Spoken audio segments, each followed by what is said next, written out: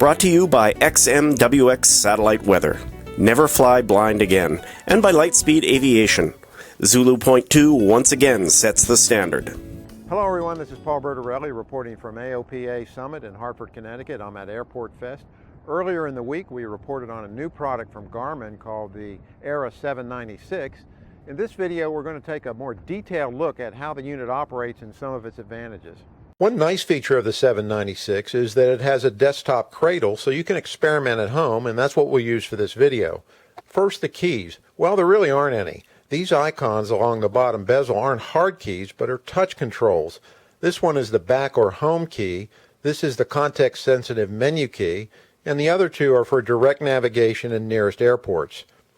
The main menu has 12 icons, each of which controls a specific function. Some of these are repeated along the bottom edge of the screen so you can get at them from any of the display pages. You can customize these from the Tool and Setup menu. For example, if you use XM radio a lot, you could swap it for the waypoint or terrain icon. This page also controls the brightness and other screen functions. As with the iPad, you can change from portrait to landscape view, but the 796 doesn't do this automatically when it's rotated as the iPad can. There's one primary navigation page, and this is it. This can be customized by using the menu key, which then gives a choice of show hide for various details. Right now it's showing the weather, the data fields, and topo detail, and hiding everything else. If you want to see the flight panel page, for example, but hide the topo, well, that's easy. You can also set the CDI and bug indicators from this menu page. The 796 has similar terrain warning features as Garmin's other portables. There's a profile view, and using the menu key, you can set up the alerts any way you like. All of the maps and charts can be finger scrolled and pinch scaled, which makes the 796 a little more iPad-like. This makes possible another useful feature, a scratch pad for jotting down notes and clearances. Your penmanship might look like the 4th grade, but it's legible, and it may beat using paper. The 796 definitely ups Garmin's game on charts and plates.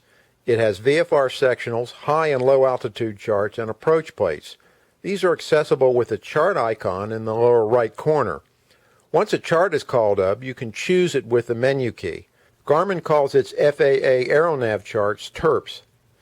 You can also take a quick look at approaches for an airport by finger scrolling to it, then touching the airport symbol.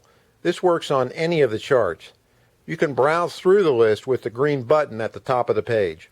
You can add named approaches to a flight plan through the flight plan menu function, then activate these as you get nearer to the airport. Okay, so how does the 796 compare to the iPad as a plate reader?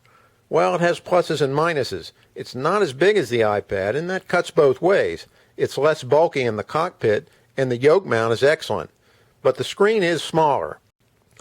The 796 has a slightly brighter screen than the iPad, but it also has slightly more contrast.